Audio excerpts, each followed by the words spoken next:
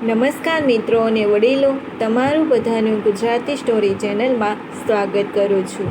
પહેલા ભાઈએ કહ્યું, મારે એક પૌત્રી છે, તેના લગ્ન કરાવવાના છે, પરંતુ હા, તેની એક શરત છે. શરત સાંભળીને બીજા ભાઈના આંખમાંથી જો આ સ્ટોરી તમને પસંદ પડે તો આ ચેનલને સબસ્ક્રાઈબ, લાઈક, શેર અને કમેન્ટમાં અભિપ્રાય જરૂર આપજો. બાજુમાં રહેલ બેલ આઇકનની જરૂર ઓન કરજો, જેથી તમને અવનવી સ્ટોરી સાંભળવા મળે. એક સુમસાન રસ્તો હતો. ઘણા સમયથી ત્યાં કોઈની અવરજવર રહેતી નહીં.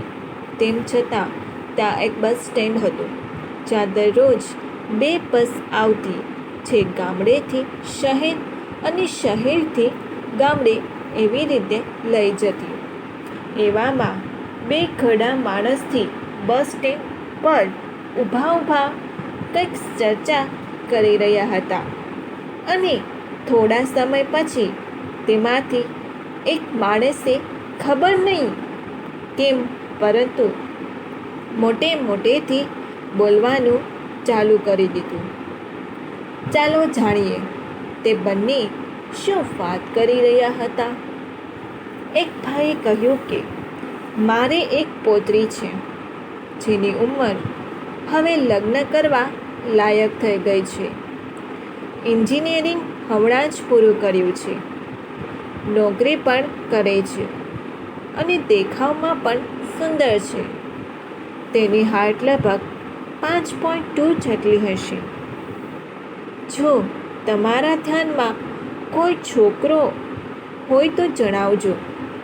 એટલે બીજા ભાઈએ તેને જવાબ આપતા કહ્યું કે તમારી પૌત્રીને કેવો છોકરો પસંદ છે? તેને કેવા પરિવારમાં રહેવાની ઈચ્છા છે? પહેલા ભાઈએ કહ્યું, બસ કંઈ ખાસ નહીં, પરંતુ છોકરાએ એન્જિનિયરિંગમાં માસ્ટર પૂરું કરેલું હોવું જોઈએ. છોકરા પાસે પોતાનું ઘર, પોતાની ગાડી અને ઘરમાં ગાર્ડન, એસી વગેરે હોવું જોઈએ. તેની સારી નોકરી, સારો પગાર કમાતો હોવો જોઈએ. આ સાંભળીને બીજા માણસને જરા નવાઈ લાગી. તેમ છતાં તેને પૂછ્યું કે પગાર તેનો કેટલો હોવો જોઈએ. પહેલો ભાઈ જવાબ આપતા કહ્યું કે ઓછામાં ઓછો 1 લાખ રૂપિયા પગાર હોય તેવો છોકરો જોઈએ છે. બીજા ભાઈએ કહ્યું કે બસ આટલું જ છે કે હજુ કોઈ શરત છે?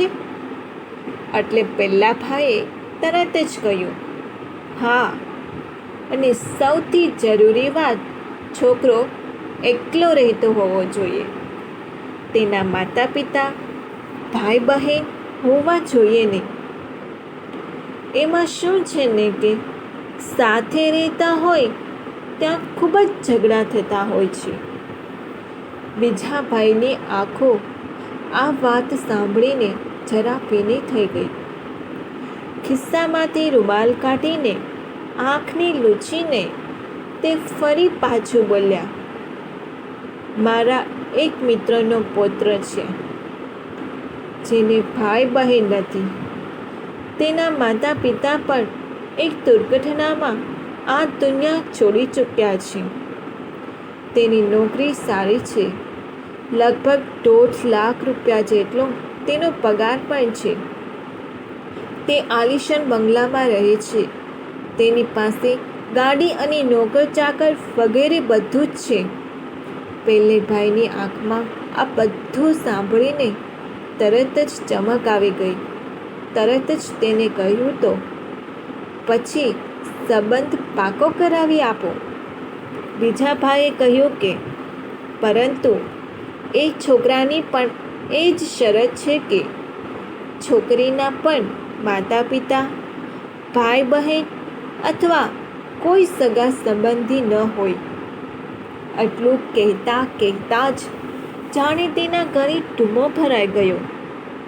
ગળું ચોખ્ખું કરીને ફરી પાછા બોલ્યા, જો તમારો આખો પરિવાર આત્મહત્યા કરી લે તો વાત પાકી થઈ શકે છે. તમારી પૌત્રના લગ્ન ત્યાં થઈ જશે અને તે ખૂબ જ સુખી રહેશે. અને હજી તો કંઈ વધુ કહેવા જાય ત્યાં પહેલાં માણસે તેની વાત કાપતા કહ્યું કે, અરે શું તમે બકવાસ કરો છો? અમારો પરિવાર શું કામ કરે આત્મહત્યા? આવતીકાલે લગ્ન પછી તેના સુખ દુઃખમાં તેની સાથે બાજુમાં પડખે કોણ ઊભું રહેશે? એટલે બીજા માણસ તરત જ તેને જવાબ આપતા કહ્યું, અરે વાહ મિત્ર, પોતાનો પરિવાર એ પરિવાર છે અને બીજાનો પરિવાર કંઈ જ નથી.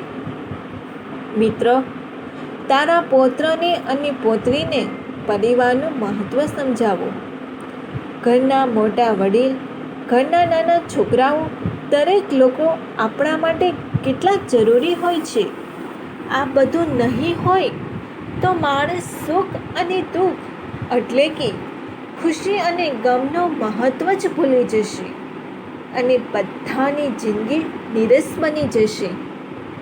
પહેલા માણસથી શરમને કારણે કશું બોલી શકાયું નહીં. જો મિત્રો, તમને આ સ્ટોરી સારી લાગી હોય તો શેર કરજો અને તમારા દરેક ગ્રુપમાં આ સ્ટોરીને શેર કરી શકો છો. તેમજ કમેન્ટમાં પ્રતિભાવ આપવાનું ચૂકતા નહીં. આ ચેનલને સબસ્ક્રાઈબ, લાઈક, શેર અને કમેન્ટ જરૂર કરજો. સાંભળવા માટે તમારા બધાનો ખૂબ ખૂબ આભાર.